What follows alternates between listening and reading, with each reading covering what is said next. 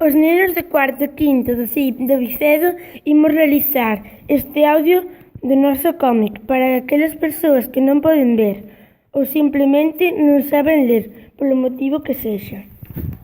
Leonardo de Fontaneiros. Voume xa riba deste gato, que morro de risa. Carai, sí que che ten xenio mimino. Marcha, Tono, que serán teus pais preocupados. Ao día seguinte, ao saír da escola, meu pobre canciño, quen te abandonou? Dende que morreu a avó, ninguén me escoita. Imos ser os mellores amigos. A mañá seguinte, na escola, non entendo a profesora. Eu tampouco. Voute expulsar, Antón, adrade a Sorei. Explícocho de novo.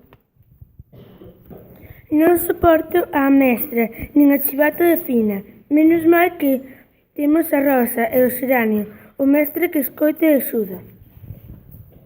O can morre ao seu carón. Véxote moi mal, meu Leonardo. Quen foi? Estivo moi ben criar as ratas. Agora estamos expulsados da súa clase. Magua que nos descubese a galiña.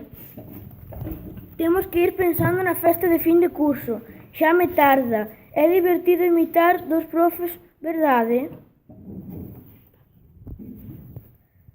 Foiche boa idea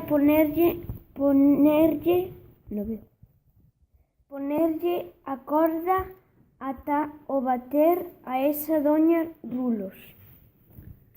Menos mal que o pai de Tonia convenceu. Como cambia a xente con cartos por medio. Sí que é triste. Polo menos seguimos no colexio. Eu xa me vi nun reformatorio.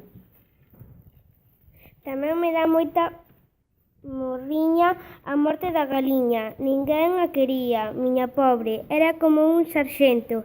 Ata me sinto mal por ela. Le matou.